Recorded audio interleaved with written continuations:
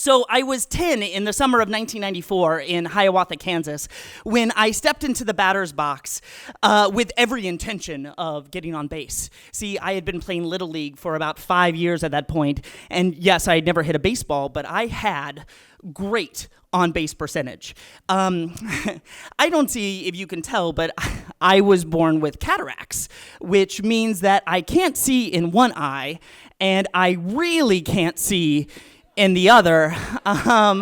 So when I first started playing baseball, it became very clear that hitting a ball was never going to be possible, but being hit by a ball was totally in the realm of possibility. So it was the bottom of the fourth when I cozied up to home plate, knowing that all I needed to do was just turn inward, get beamed, and I'd be able to take my base. The first pitch came, I turned, strike one.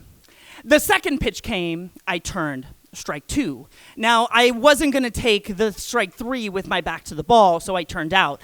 The third pitch came, I closed my eyes, and I swung. There was a ping sound the moment the ball met the bat, and I've never seen something with perfect vision, but I saw that ball fly through the air with 20/20 vision right over the second baseman's head and land so softly in the right field.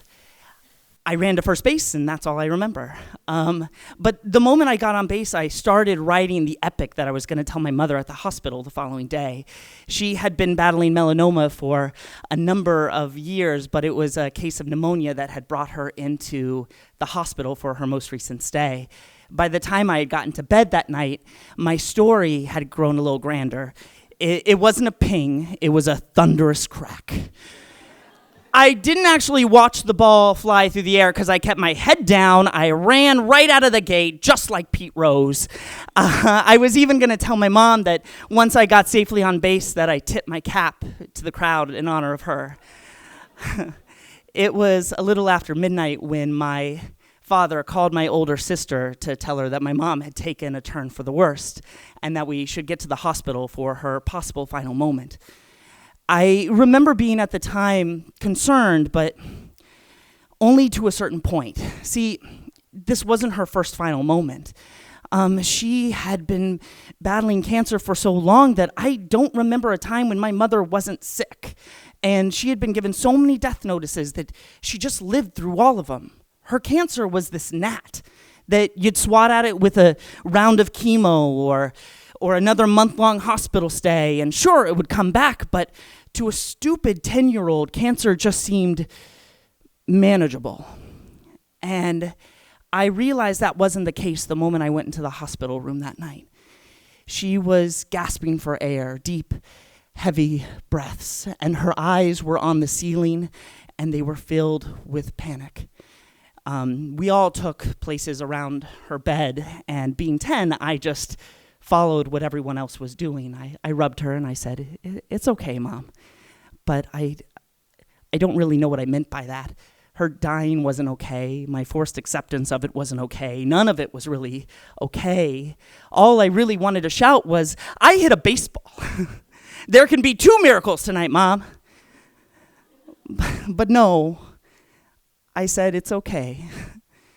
And then suddenly her breathing became normal, and her eyes went from the ceiling down to the family that surrounded her.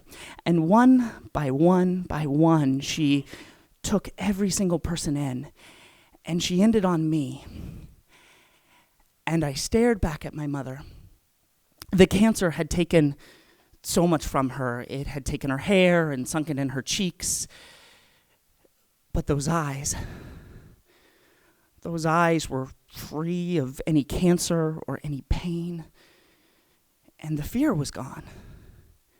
And her eyes widened and she smiled. But it was with that smile that she took her last breath, that they pronounced her dead. Dead wife, dead sister, dead mom. And I was still, even days after her passing, still focused on those eyes. What had she realized what had she discovered that just suddenly made it so easy for her to just let go? And I was actually still thinking about this about a week after her funeral when I was sitting on her front porch. And a kid from my grade named Mitch Schmidt came up to me and said, "Heard your mom died." I nodded with my head down. "That sucks. Want to go play baseball?" And suddenly, I saw what had become so clear to my mother right before she passed. She smiled that night because she looked out and she saw this family that she had made, and she knew that we would be okay, that I'd be okay, that I would keep playing baseball, even if I never hit a damn ball again. I looked up at Mitch and said, "Sure, let's go play. Thanks so much."